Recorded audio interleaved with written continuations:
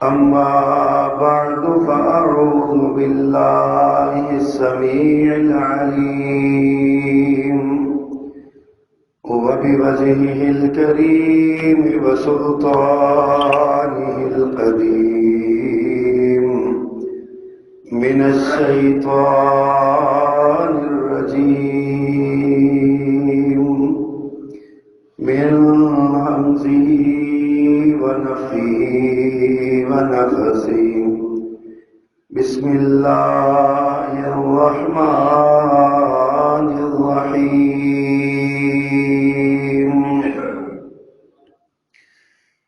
سبحان الذي أسرى بعبده ليلا من المسجد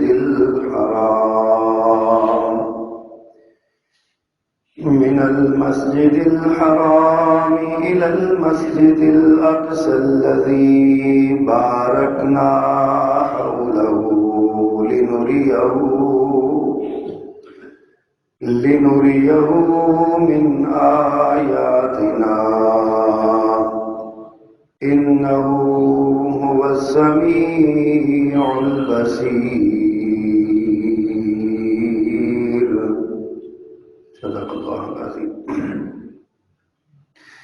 حمد و ثنا، تعریف و تسبیح، تکبیر و تحلیل، بڑائی، بزرگی، کبریائی کہ سارے کلمات، سارے اسماء الحسنہ، ساری اچھی صفات، سارے اچھے نام اللہ سبحانہ و تعالیٰ کے لیے خاص ہیں۔ وہ مالک الملک ہے، ملک الملوک ہے، ملک الاملاک ہے، علی کل شیء قدیر ہے،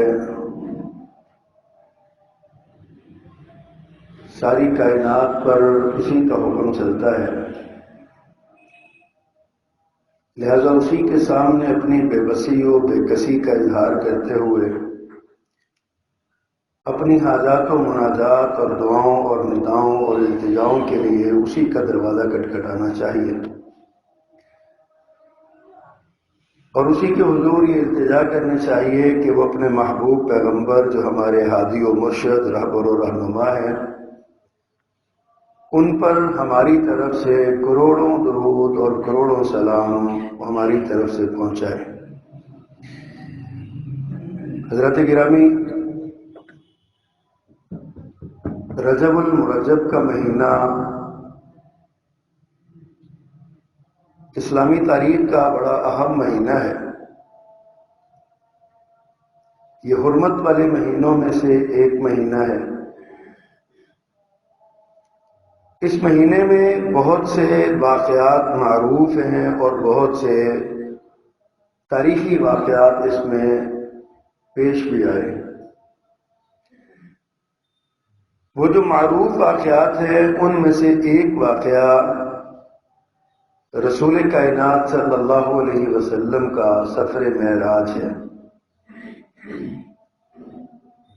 معروف جو بات ہے، مشہور جو بات ہے، بالخصوص ہمارے اس بر صغیر کے علاقے میں، وہ ہے کہ اس ماہ کی 27ویں رات کو، رجب کی 27ویں شب کو یہ واقعہ پیش آیا۔ لیکن اس واقعے کی حقیقی تاریخ میں شدید اختلاف ہے۔ صرف تاریخ میں ہی اختلاف نہیں، مہینے میں بھی اختلاف ہے اور دن میں بھی اختلاف ہے۔ کسی نے کہا کہ ربیع الاول میں پیش آیا، کسی نے کہا جمادی الاول میں پیش آیا، کسی نے کہا رجب میں پیش آیا۔ بہرحال اختلاف بہت ہے، اس لیے ہم کسی ایک تاریخ کے ساتھ اس کو جوڑ نہیں سکتے۔ لیکن یہ بات بھی ذہن میں رہے کہ باوجود تاریخ کے اختلاف کے، سفر معراج بہرحال ایک حقیقت ہے۔ رسول اللہ صلی اللہ علیہ وسلم کو معراج کا سفر کروایا گیا، آسمانوں پر لے جایا گیا۔ اس کا انکار کرنا تو بڑی بات ہے، اس سفر کے بارے میں شک کرنا بھی بندے کو کافر بنا دیتا ہے۔ اس کی وجہ یہ ہے کہ یہ قرآن کا مسئلہ ہے، قرآن نے بیان کیا ہے کہ آپ نے یہ سفر کیا، آپ کو یہ سفر کروایا گیا۔ دوسری بات یہ ہے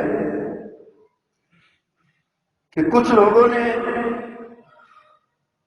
اس سفر کے حوالے سے اللہ کی قدرتوں کے مقابلے میں اپنی محدود عقل کو ترجیح دی، تو وہ اللہ کی قدرتوں کے مقابلے میں فیصلے اپنی عقل سے کرنے لگے، اور انہوں نے کہا کہ یہ تو ممکن ہی نہیں ہے کہ ایک رات میں بندہ اتنی دور ہوا ہے اور واپس بھی آ جائے اور پھر رات ابھی باقی ہو، یہ کیسے ممکن ہے؟ ایک تو یہ طبقہ پیدا ہوا جس نے اپنی عقل کے گھوڑے دوڑائے اور گمراہ ہوا، اللہ تعالیٰ کی وسیع و عریض قدرتوں کو اپنی محدود عقل کے اس پیمانے پہ پرکھنا چاہا، تو شریعت کے اعتبار سے گمراہی کا ٹھپا لگوایا، اور بعد میں کچھ ایسے لوگ بھی پیدا ہوئے جنہوں نے سفر معراج سے حاصل ہونے والی عبرتیں اور اسباق اور نصیحتیں اور پیغام اسلام اس کو بالکل نظر انداز کر دیا، اور اس سفر کو اپنے جشن کا اور پیٹ بھرنے کا سبب بنا لیا۔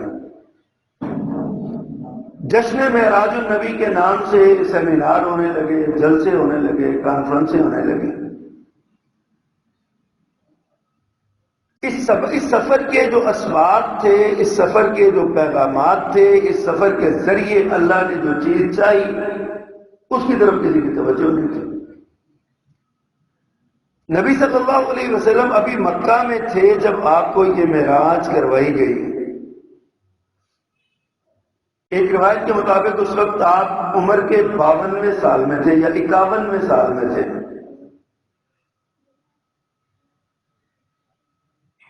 آپ مکہ مکرمہ میں موجود تھے جب آپ کو یہ سفر کروایا گیا۔ اس کے بعد آپ مکہ سے مدینہ پہنچے اور مدینہ میں 10 سال آپ نے گزارے۔ آپ ان 10 سالوں میں جو آپ کی نبوی زندگی ہے، ان 10 سالوں میں آپ نے ایک دن بھی، ایک سال بھی معراج کے اس عظیم واقعے کی بنیاد پر نہ آپ نے کوئی جشن منایا، نہ آپ نے کوئی اسپیشلی کو پیغام اس دن دیا کہ لو جی آج کے دن یہ جشن، یہ ہم نے معراج کا سفر کیا تھا تو آج اس کی یادگار ہم مناتے ہیں۔ ہم لوگ نہ جانے کہاں سے یہ مسئلے اخذ کر لیتے ہیں، کہاں سے یہ نکال لیتے ہیں۔ دین تو ہے رسول اللہ صلی اللہ علیہ وسلم کی بات کا نام، آپ کی زبان اطہر سے نکلے ہوئے اقوال کا نام ہے، فرامین کا نام ہے، احادیث کا نام ہے۔ نبی مکرم صلی اللہ علیہ وسلم نے جو اعمال کیے، جو افعال کیے، ان کا نام ہے جس کو سنت کہا جاتا ہے، یہ آپ کی سنت کا نام ہے۔ نبی صلی اللہ علیہ وسلم سفر معراج کے بعد 11 سال، 12 سال یا 13 سال آپ زندہ رہے۔ آپ نے تو 13 سالوں میں کسی ایک سال میں بھی اس کا جشن نہیں منایا۔ اگر اس کا جشن منایا ہوتا تو اس کی تاریخ کنفرم اور بالکل مضبوط ہوتی، لوگوں کو یاد ہوتا۔ پھر جناب صدیق اکبر کا 2 سالہ دور حکومت، حضرت عمر کا 10 سالہ دور حکومت، حضرت عثمان کا 12 سالہ دور حکومت، حضرت علی کا 4 سالہ دور حکومت، پھر حضرت امیر معاویہ رضی اللہ تعالی عنہ کا 20 سالہ دور حکومت رضوان اللہ علیہ اجمعین۔ ان سارے سالوں میں 30 یا 40 سال، 40-42 برس تقریباً بنتے ہیں۔ ان سالوں میں تو کسی صحابی نے اس دن کو اور اس رات کو خاص نہیں کیا۔ ہم کیوں کر رہے ہیں؟ ہم اس رات کو اور ان ایام کو صرف ہم نے حلوے مانڈے سیکھے ہیں، پیٹ بھر لو، جشن مناؤ، لوگوں کو دھیان لگاؤ اور بس بات ختم ہو گئی۔ نبی صلی اللہ علیہ وسلم نے یہ واقعہ آپ کی زندگی میں پیش آیا، آپ کا معجزہ ہے، اور آپ کو اس میں بہت سے پیغامات ملے، اسباق ملے، امت کے لیے بہت سی عبرتیں ہیں اس کے اندر۔ سب سے پہلی بات تو یہ بات ذہن میں رکھیں کہ سفر معراج ایک معجزہ ہے، اور معجزہ اس کو کہتے ہیں جو ہوتا تو پیغمبر کے ہاتھ پر ہے، پیغمبر کی سچائی کی دلیل کے طور پر پیش آتا ہے، لیکن اس میں خود پیغمبر کا کوئی عمل دخل نہیں ہوتا، بلکہ وہ اللہ کی قدرت کا اظہار ہوتا ہے، خالصتاً اللہ کی قدرت کا اظہار ہوتا ہے۔ تمام انبیاء کے ساتھ ان کو معجزات ملے ہیں۔ سیدنا موسیٰ علیہ السلام کے معجزات آپ دیکھیے، سیدنا عیسیٰ علیہ السلام کے معجزات آپ دیکھیے، دیگر انبیاء جو گزرے ان کے معجزات دیکھیے کہ کس انداز میں اللہ سبحانہ و تعالیٰ نے ان کی نبوت کی دلیل بنایا ان واقعات کو۔ جنہوں نے ماننا تھا انہوں نے مان لیا، جنہوں نے نہیں ماننا تھا معجزات دیکھ کر بھی نہیں ماننا۔ لیکن اس بنیاد پر انکار کر دینا کہ چونکہ میری عقل میں نہیں آتا، بھائی تمہاری عقل کی گارنٹی کیا ہے؟ کتنی ہے تمہاری عقل؟ تمہاری عقل تو یہ ہے کہ تم اپنے پیچھے نہیں دیکھ سکتے کہ تمہاری کمر پہ کیا لگا ہوا۔ تمہاری عقل تو یہ ہے کہ تم سامنے ایک حد سے آگے ایک دیوار آ جائے اس کے پیچھے نہیں دیکھ سکتے کہ وہاں کیا ہے۔ تم اللہ سبحانہ و تعالیٰ کی وسیع و عریض قدرتوں کا احاطہ کرنے چلے ہو کہ اللہ کی قدرت کا یہ ہو ہی نہیں سکتا۔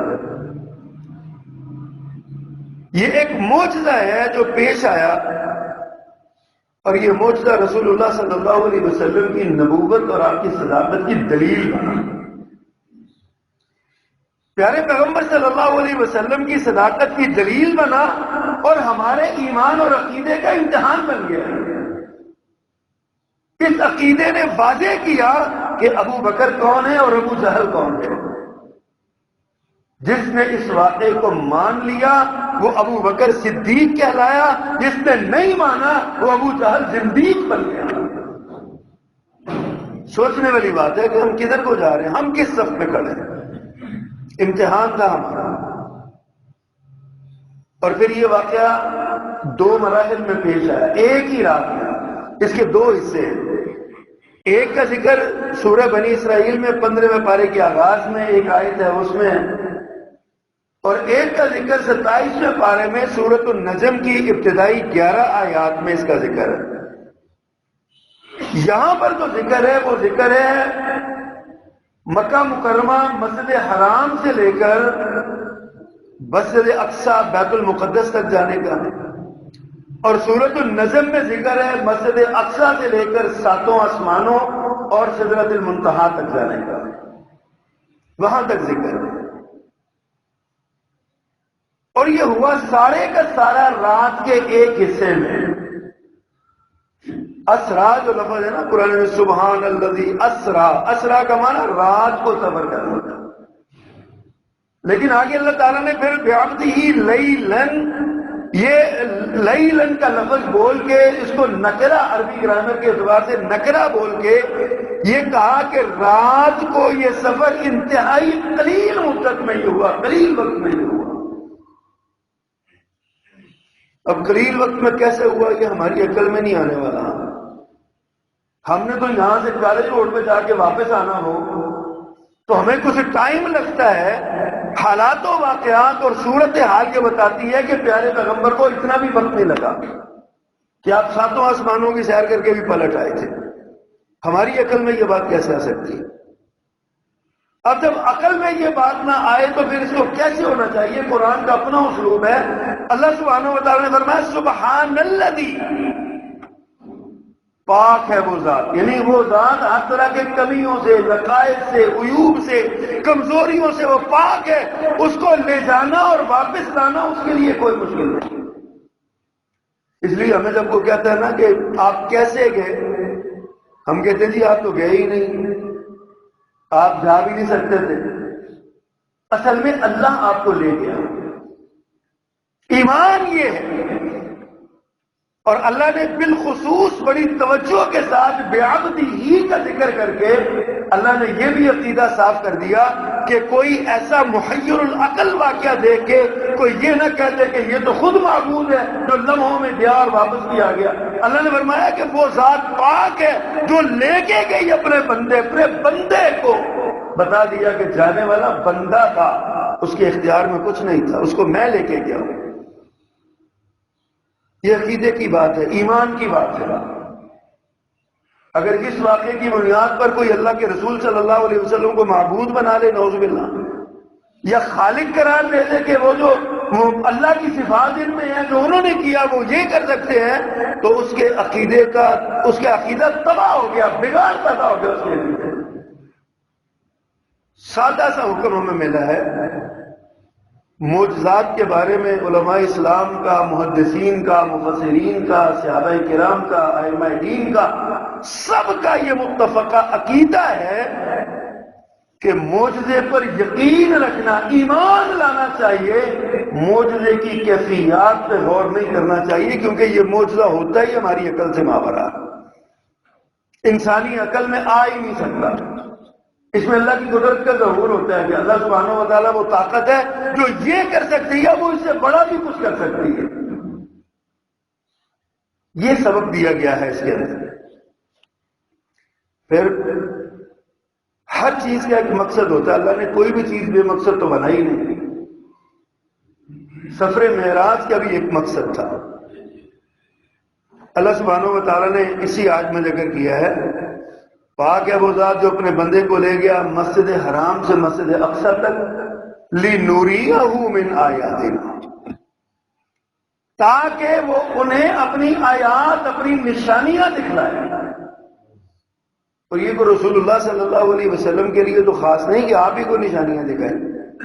قرآن مجید نے حضرت ابراہیم علیہ السلام کا ذکر کیا، فرمایا وَكَذَلِكَ نُرِي إِبْرَاهِيمَ مَلَكُوتَ السَّمَاوَاتِ وَالْأَرْضِ. اسی طرح ہم نے ابراہیم کو زمین و آسمان کی بادشاہت کی نشانیاں دکھائیں، وَلِيَكُونَ مِنَ الْمُوقِنِينَ، تاکہ وہ یقین کرنے والوں میں سے ہو جائے. نشانی دکھائی. خود ابراہیم علیہ السلام نے اللہ سے دعا کی تھی، رب ارینی کیف تحیی الموتى، میرے پروردگار مجھے دکھا تو مردوں کو کیسے زندہ کرے گا. اللہ نے فرمایا قال اولم تؤمن، کیا تجھے یقین نہیں ہے؟ قال بلا ولکن لیطمئن قلبی، اے میرے مالک یقین ہے کہ تو مردوں کو زندہ کرے گا، لیکن میں اپنے دل کا اطمینان چاہتا ہوں، میرا تسلی ہو جائے گی، مجھے یقین ہو جائے گا، میں یقین کے لیے اپنی آنکھوں سے دیکھنا چاہتا ہوں. پھر اللہ سبحانہ و تعالیٰ نے حضرت ابراہیم علیہ السلام کو دکھایا، فرمایا ایسا کرو گے فخذ اربعۃ من الطیر فصرهن الیک ثم اجعل، اپنے 4 پرندے لو، ان کو اپنی طرف مائل کرو، پھر ان کے ٹکڑے ٹکڑے کرو، سامنے پہاڑوں پہ مکس کر کے گوشت سامنے پہاڑوں پہ رکھ دو، پھر ان کو اپنی طرف مائل کر کے کاٹو، کاٹ کے مکس کرو، پہاڑوں پہ رکھ دو، پھر ان کو آواز دو. تیسرے پارے کے آغاز میں اللہ تعالیٰ نے یہ واقعہ بیان کیا، ہمیں ان کو آواز دو. ثم جعل على كل جبل منهن جزءا ثم ادعوهن ياتينك سعيا، تم پر پکارو وہ تیری طرف دوڑتے ہوئے آئیں گے. اللہ نے اپنی ابراہیم علیہ السلام کو ان کی آنکھوں سے دکھا دیا کہ اللہ کیسے زندہ کرتا ہے. سیدنا موسیٰ علیہ السلام نے خواہش کی، رب ارینی، موسیٰ علیہ السلام نے کہا، موسیٰ علیہ السلام نے خواہش کی کہ یا اللہ میں چاہتا ہوں تجھے دیکھوں، اللہ میں تجھے دیکھنا چاہتا ہوں. اللہ نے فرمایا تو نہیں دیکھ سکتا. ایک نشانی کی بہت بڑی نا، ضد کی گئی نہیں، یا اللہ میں تجھے دیکھنا چاہتا ہوں.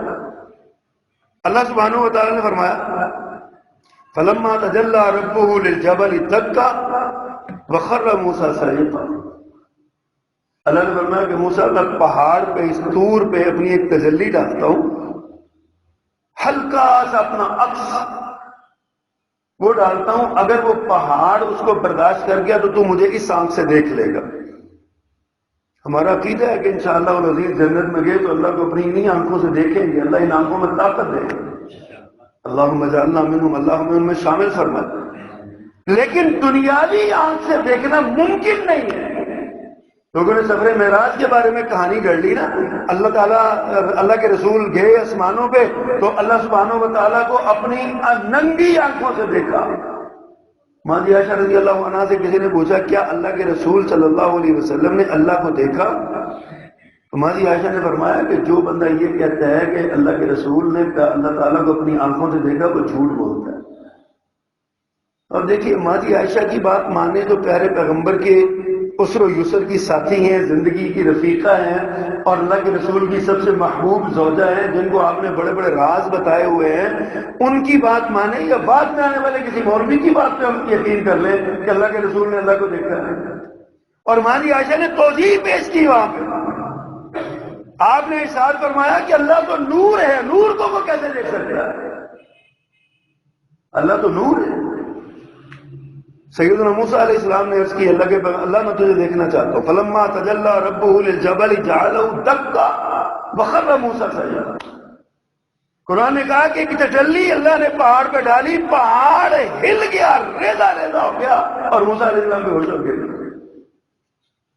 خر موسیٰ صعقا، گر کے بے ہوش ہو گئے۔ فلما افاق، جب وہ ٹھیک ہوئے، ہوش میں آئے، تندرست ہوئے، تو قال سبحانک، موسیٰ علیہ السلام نے کہا سبحانک، اللہ تو پاک ہے، میں نہیں تجھے دیکھ سکتا، تو پاک ہے۔ قال سبحانک انی تبت الیک وانا من اول المؤمنین، یا اللہ میں توبہ بھی کرتا ہوں اور میں سب سے پہلے ماننے والا ہوں، سب سے پہلا ماننے والا ہوں۔ عرض میں یہ کر رہا ہوں کہ اللہ سبحانہ و تعالیٰ نے اپنی نشانیاں دیگر انبیاء کو بھی دکھائی ہیں، لیکن نبی محترم صلی اللہ علیہ وسلم اور دیگر انبیاء کرام علیہ السلام میں یہ فرق ہے کہ ان سب کا معراج زمین پر ہوا، میرے پیغمبر کا معراج آسمان پہ ہوا صلی اللہ علیہ وسلم۔ یہ آپ کا اعزاز ہے۔ آپ کا نبی صلی اللہ علیہ وسلم کو آسمان پہ بلایا گیا، بڑی لمبی حدیث ہے، آپ نے اکثر علماء سے سنی ہے۔ اگر میں حدیث سنانے لگوں تو سارے جمعے کا خطبہ اسی پہ لگ جائے گا۔ کس طرح آپ فرماتے ہیں کہ میں حرم میں حتیم میں لیٹا ہوا تھا یا حجر کے پاس لیٹا ہوا تھا، یہ قریب قریب ہی ہے، حرم کے اندر ہی ہے سارا۔ فرمایا کہ میں وہاں پہ لیٹا ہوا تھا، مجھے جبریل آئے، انہوں نے اٹھا کے مجھے کسی جگہ پہ لے گئے، زمزم کے کنویں کے پاس لے گئے، وہاں انہوں نے میرا آپریشن کیا، یہ میرا حلق سے لے کر میری ناف تک میرا سینہ چیرا، میرے دل کو نکالا اور اس کو زمزم کے پانی سے دھویا، پھر اس میں جو ہے نا وہ انوار و تجلیات بھرے اور علم و فضل بھرا، پھر اس کو بند کر دیا۔ پھر میرے پاس ایک سواری لائی گئی جس کو براق کہا جاتا تھا، وہ خچر جیسی سواری تھی، گدھے سے تھوڑی اونچی تھی، گھوڑے سے تھوڑی نیچی تھی، چھوٹی تھی وہاں پہ، اور اس سواری کا یعنی اس کا قدم تا حد نظر تھا، جہاں اس کی نظر جاتی تھی وہاں اس کا قدم پہلے سے جاتا تھا، ایسی سواری تھی۔ وہاں سے پھر مجھے لے جایا گیا، بیت المقدس مجھے پہنچایا گیا۔ وہاں پہ میں دیکھتا ہوں کہ بہت سے لوگ نماز کی صفیں باندھ کے بیٹھے ہوئے ہیں۔ میری سواری وہاں باندھی گئی جہاں دیگر انبیاء مجھ سے پہلے گزرے انبیاء کی سواریاں باندھی جاتی تھی وہاں۔ میں بھی انتظار کرنے لگا کون جماعت کرائے گا۔ جبریل نے میرا ہاتھ پکڑ کے مجھے مصلی پہ کھڑا کیا اور فرمایا کہ یہ سارے آپ سے پہلے گزرے انبیاء کی صفیں ہیں، یہ سب آپ کا انتظار کر رہے ہیں، آپ اب جماعت کروائیں گے، امام آپ ہوں گے، یہ سارے مقتدی ہوں گے۔ یہ وہ وعدہ تھا جو عالم ارواح میں اللہ نے سارے انبیاء سے لیا تھا، اور یہ رسول اللہ صلی اللہ علیہ وسلم کی آفاقی اور عالمگیر نبوت کا اعلان تھا۔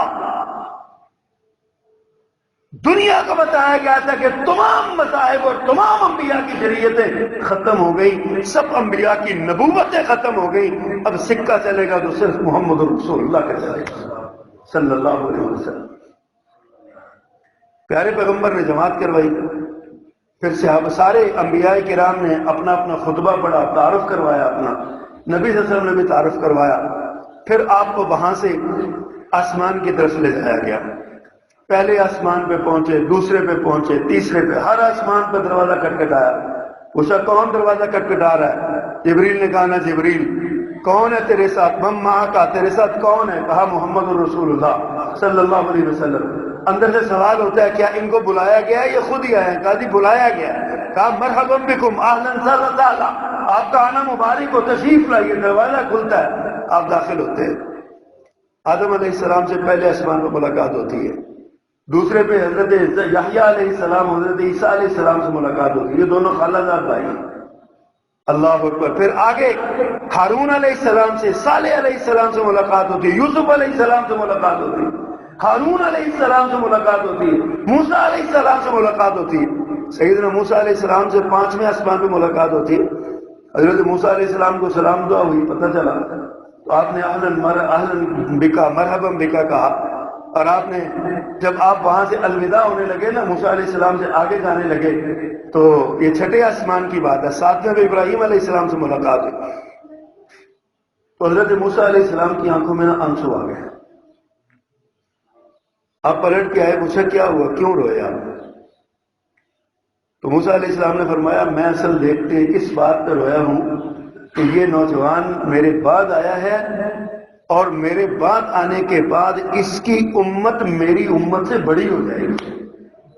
میں یہ ایک نبی کی اپنی امت سے محبت ہے، وہ حسد نہیں تھا، یہ اپنی امت سے محبت تھی کہ میری امت بدعملیوں کی وجہ سے پیچھے رہ جائے گی اور اس نبی کی امت آگے بڑھ جائے گی، میں اس بات کا اپنی امت کا افسوس کرتا ہوا رویا۔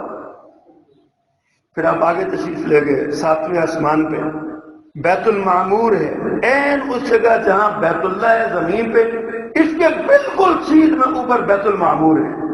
جس طرح بیت اللہ انسانوں کا قبلہ ہے، لوگ وہاں پہ آ کے طواف کرتے ہیں، بیت المعمور اسی طرح فرشتوں کا قبلہ ہے، سارے فرشتے وہاں طواف کرتے ہیں، اور ان کے بارے میں آتا ہے کہ 70,000 فرشتہ ایک وقت میں طواف کرتا ہے بیت المعمور کا، اور جس فرشتے نے ایک بار طواف کر لیا دوبارہ اس کی باری نہیں ہے۔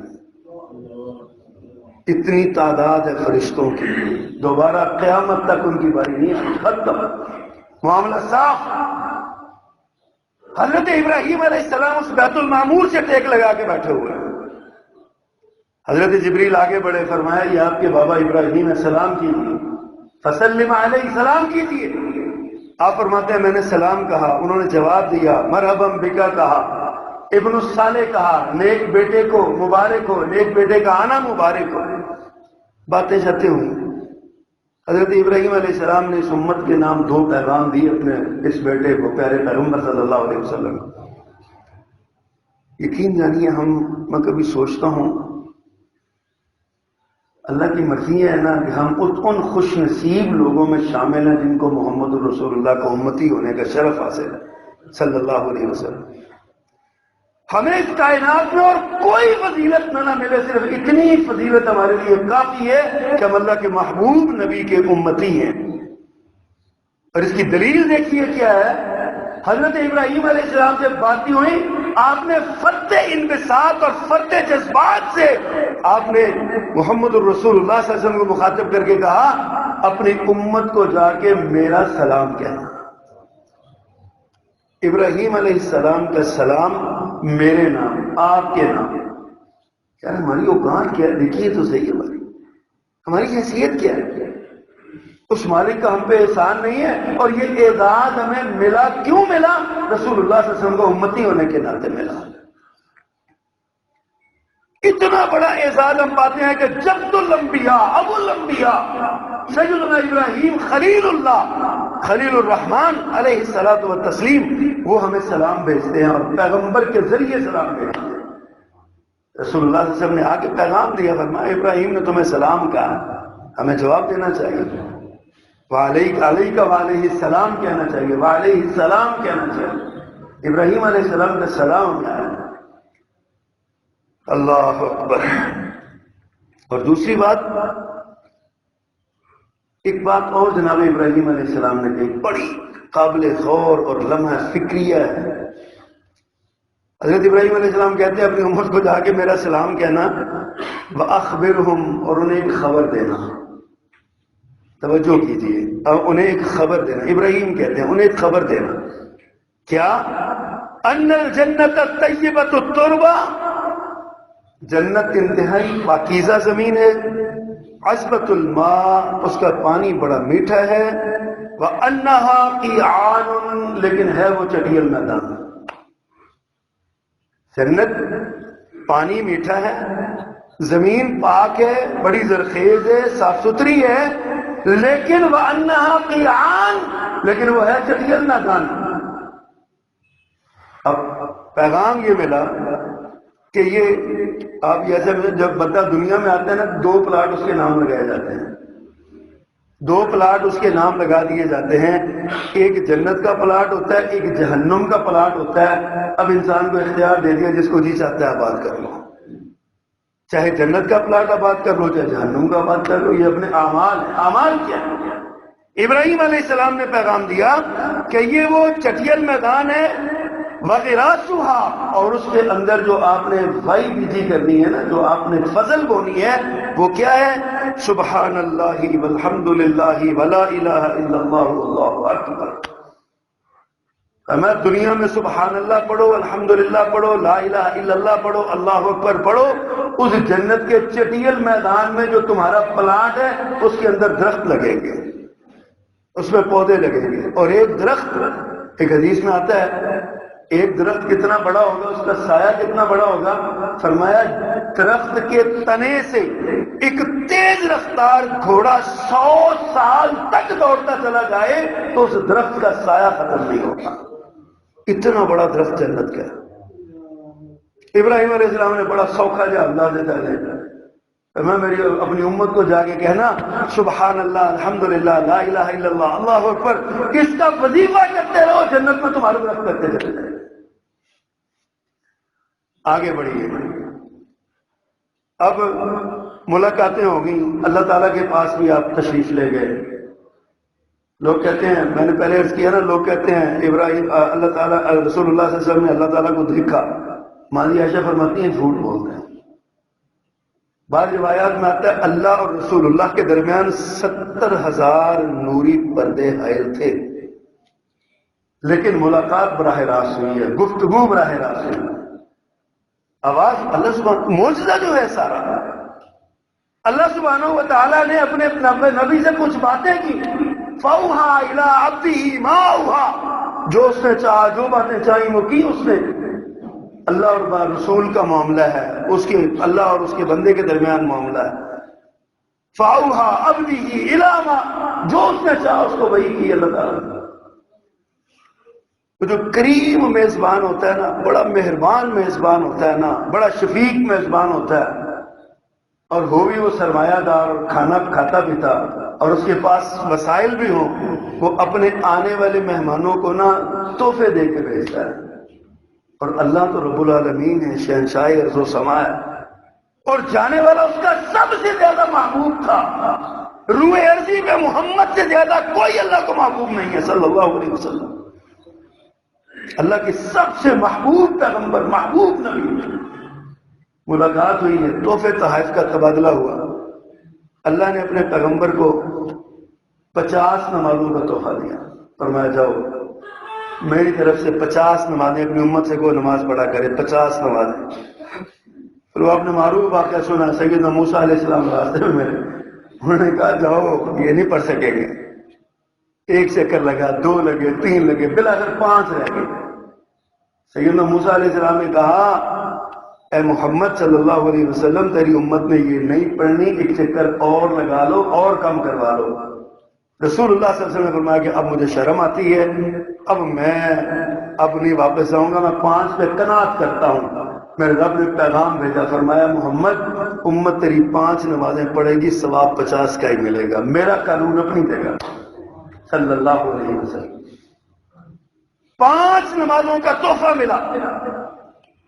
سورۃ البقرہ کی آخری 2 آیتیں ملی، فرمایا جس گھر میں یہ 2 آیتیں پڑھی جائیں گی شیطان داخل نہیں ہوگا۔ رات کو سوتے ہوئے بستر پہ یہ 2 آیتیں پڑھ لو، امن سے سو گے ساری رات۔ اللہ کے خزانوں میں سے خزانہ یہ 2 آیتیں ہیں سورۃ البقرہ کی، آمن الرسول بما انزل الیہ من ربہ سے آخر تک۔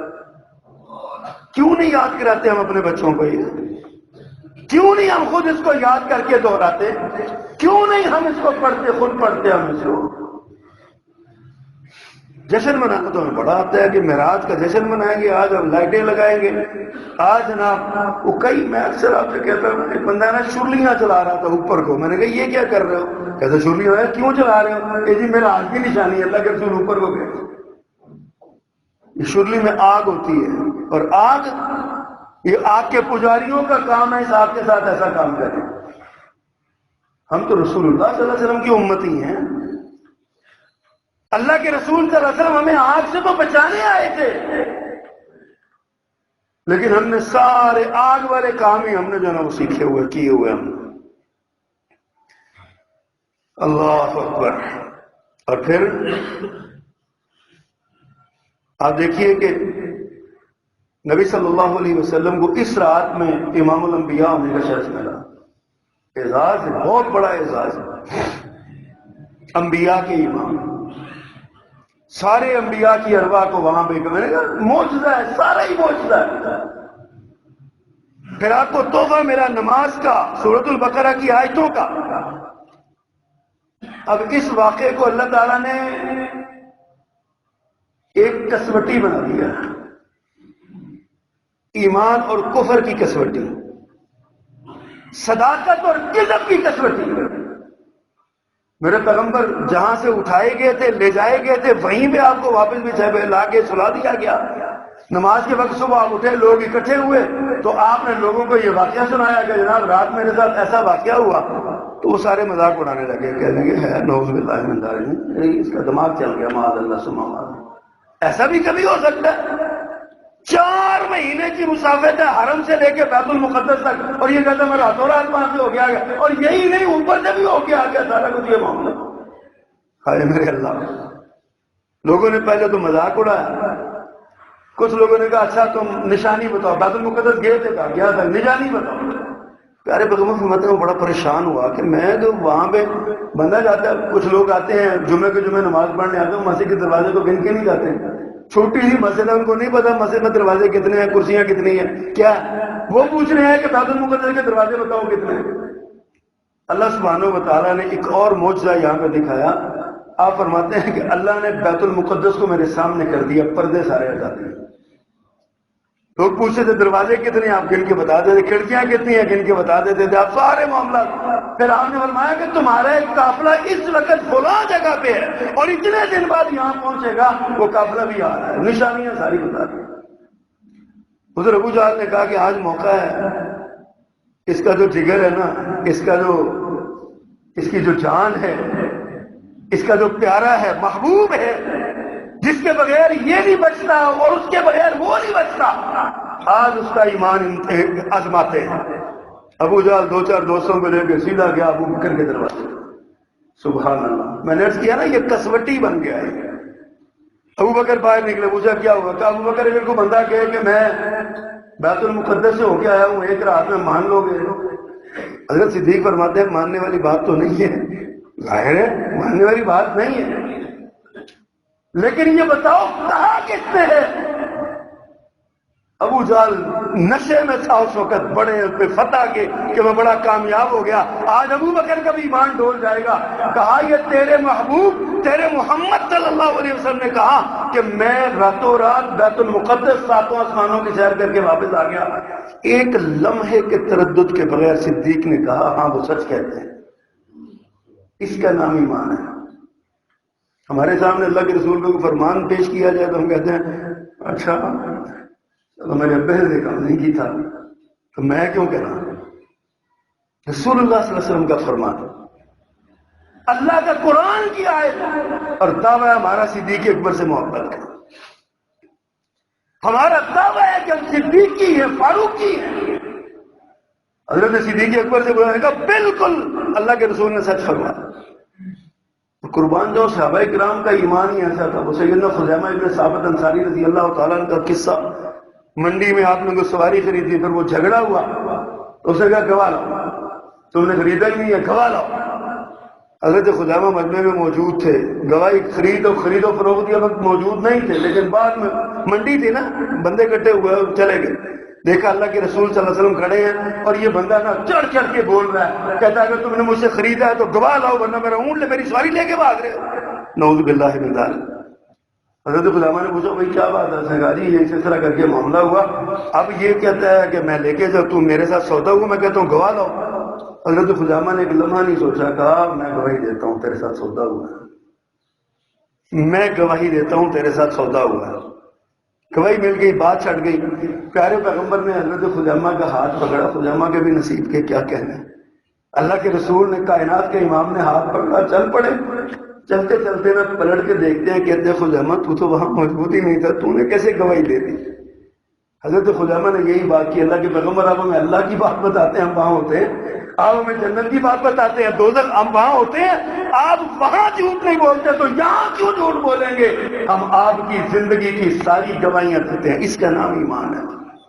معراج کے سفر کا یہ ایمان ہے، یہ پیغام ہے، سبق ہے۔ رسول اللہ صلی اللہ علیہ وسلم نے جو فرمایا، من وعن تسلیم کیا ابو بکر صدیق نے، فرمایا آج کے بعد شرف صدیقی ابو بکر صدیق کے نام کا لازمہ بن گیا۔ ابو بکر صدیق نے سچ بولا، ہم بھی سچ بولتے ہیں، ہم اللہ کے رسول کے معراج کا جشن منانے والے ہیں۔ پیارے پیغمبر نے آ کے بتایا میں آسمان پہ گیا، ہم اس کے لیے سرلی تو چھوڑ دیتے ہیں، سچ نہیں بولتے۔ معراج کا سبق ہمیں کیوں یاد نہیں؟ اللہ اکبر۔ پھر ایک بڑا اہم ایک اور سوال بھی اٹھتا ہے، میرا رب چاہتا تو معجزہ ہی تھا نا، بیت المقدس میں لے جانے کی کیا ضرورت ہے؟ ڈائریکٹ وہاں سے اٹھاتا آسمانوں پہ لے جاتا، اللہ کو کیا مشکل؟ اللہ کے اپنے ہی منصوبے ہیں، ہماری، میں نے کہا نا ہماری عقل بڑی محدود ہے۔ ہمارے استاد ایک بات بڑی خوبصورت کیا کرتے ہیں، کہتے ہیں دیکھیں اللہ کا نظام ہے نا، مکہ کے اندر نبی صلی اللہ علیہ وسلم پر تشدد ہوا، ایذائیں دی گئیں، آپ کے ساتھیوں پر ہوا، اگر اللہ چاہتا کہ 8 9 چودھری پھاڑ کے پر سمندر چھوڑ دینا، امن ہو جاتا ہے۔ اگر اللہ چاہتا تو وہ جو چودھری آگے لگے تھے ان کو، ان کا گردن مروڑ دیتا، ان کی اللہ کو کیا بولی؟ اللہ نے اپنے نبی کو مکہ چھڑوا دیا۔ اللہ کے اپنے منصوبے ہیں، لیکن ہر منصوبے کے پیچھے ایک پیغام ہوتا ہے، اس پیغام کو سمجھنا چاہیے۔ پیارے پیغمبر کو بیت المقدس تک پہنچایا گیا، کیوں؟ اس لیے کہ وہ انبیاء کی سرزمین تھی، ہزاروں نبی وہاں پہ مدفون ہیں، اللہ کے رسول، اللہ کے نبی ادھر ہزاروں کی تعداد میں مدفون، وہاں پہ فیوض و برکات کے سرچشمے تھے وہاں پہ۔ اس وجہ سے اللہ تعالیٰ نے اپنے پیغمبر کو وہ سرزمین دکھائی۔ دوسرا، دنیا کو بتایا کہ اب امامت بدل گئی ہے، اب دور اس محمد کا آنے والا ہے صلی اللہ علیہ وسلم۔ اور یہ واقعہ معراج ہوا پتہ کب تھا؟ جب اللہ کے رسول کو ابو طالب بھی فوت ہو گئے، آپ کے چچا تھے، بڑا سہارا تھا ان کا، آپ کی زوجہ محترمہ سیدہ خدیجہ بھی فوت ہو گئی، دولت مند تھی، بڑی مکے کی رئیس خاتون تھی، قبیلہ بڑا تھا، پیارے پیغمبر کو بڑا سہارا اور آسرا تھا ان کا۔ اس سال کو عام الحزن قرار دیا۔ ان کے جانے کے بعد پیارے پیغمبر پہ تشدد اور ایذا بڑھ گیا۔ آپ وہاں سے نکلے، آپ طائف میں گئے، طائف والوں سے کہا مجھے قبول کر لو، وہ ان سے بھی نالائق نکلے۔ اس وقت انہوں نے پیارے پیغمبر کے راستے میں لڑکے کھڑے کر دیے، پتھر مارے، خون بہا، سارے معاملات ہوئے۔ اس کے بعد اللہ تعالیٰ نے اپنے پیغمبر کو معراج کروایا۔ پتہ پیغام کیا ہے؟ اب تشدد اور ایذاؤں اور مشکلات کے دن ختم ہو گئے، اب عروج اور ترقی کا راستہ شروع ہو گیا۔ اب آپ کو کامیابی ملے گی۔ آپ معراج آپ نے کیا، آپ کو آسمانوں پہ لے جایا گیا، جنت دکھائی گئی، دوزخ دکھائی گئی، آپ کو نظارے کروائے گئے، آپ کو اللہ سبحانہ و تعالیٰ سے ملاقات ہوئی، سدرۃ المنتہا تک آپ پہنچے، وہاں سے آپ واپس آئے، تحائف لے کے واپس آئے، یہ سارے معاملات ہوئے۔ حضرات، یہ جو سرزمین بیت المقدس کی طرف لے جایا گیا نا، اصل میں یہ ایک پیغام تھا کہ اب دنیا گلوبل ولیج بننے جا رہی ہے۔ یہ معراج کا سفر جو ہے نا، یہ اس بات دیکھیے، یہ جہاز بعد میں ایجاد ہوئے، یہ راکٹ بعد میں ایجاد ہوئے، یہ اس طرح کے لمحوں کا سفر، گھنٹوں کا سفر لمحوں میں کرنے والی چیزیں ایجاد ہوئی۔ یہ انٹرنیٹ، وائر، کیبل، ٹیلی فون، بات یہاں سے کرتے ہیں، آواز امریکہ میں جاتی ہے، یہ سب کچھ بعد میں ہوئے۔ کس کے بعد؟ سفر معراج کے بعد اللہ نے پیغام دیا، محمد وہ ہے جس کے ذریعے دنیا گلوبل ولیج بننے جا رہی ہے صلی اللہ علیہ وسلم۔ اس پیغام کو سمجھیں۔ آفاقی نظام میرے پیغمبر لائے، عالمگیر نبوت کے آپ حامل تھے، آپ خاتم النبیین تھے، آپ کے بعد اب کوئی نبی نہیں، سارے اعزاز آپ کے لیے خاص ہو گئے، لیکن ہم اس کو سمجھتے نہیں۔ ہم ایک ہی دھیان لگایا ہوا، جشن مناؤ، لائٹیں لگاؤ، روٹیاں کھلاؤ، دیگے پکاؤ، کھانے پینے کے کام میں جو نا وہ لگے رہو، بس ہمیں یہی سوچ ہے، اس کے علاوہ ہماری کوئی سوچ نہیں۔ اللہ اکبر۔ حضرات، معراج کا جشن نہ منائیے، معراج کا پیغام سمجھیے۔ نماز کا تحفہ ملا ہے، نماز پڑھیے، 5 نمازیں ملی ہیں، سال میں ایک بار نہیں، صلاۃ الرغائب نہیں، قضائے عمری نہیں، یہ قضائے عمری پتہ نہیں کیا ہوتا ہے، کیا کیا عجیب باتیں ہم نے اپنی طرف سے بنا لی ہیں۔ 2 رکعتیں پڑھ لو، اتنی نماز پڑھ لو، ساری عمر کی قضا جو ہے نا وہ پوری ہو گئی۔ میرے پیغمبر کی تعلیم تو یہ نہیں ہے۔ آپ نے فرمایا اگر نمازیں ضائع ہو گئی ہیں زندگی بھر کی، کبھی اب احساس ہو گیا نا تمہیں توبہ کرنا چاہتے ہو، اللہ سے سچی معافی مانگو، پچھلا سارا کھاتا صاف، بالکل کلیئر۔ التائب من الذنب کمن لا ذنب لہ۔ سب نمازیں جو چھوٹ گئی ہیں دوبارہ دہرانے کی ضرورت نہیں ہے، بس اللہ سے معافی مانگو اور قائم رہو، قائم رہو، پھر پکی نماز پڑھو، پھر چھوڑو نہ۔ نماز معراج کا پیغام ہے، سورۃ البقرہ کی آیات معراج کا پیغام ہے۔ کاش کہ ہم ان کو سمجھ سکیں۔ اللہ ہمیں عمل کرنے کی توفیق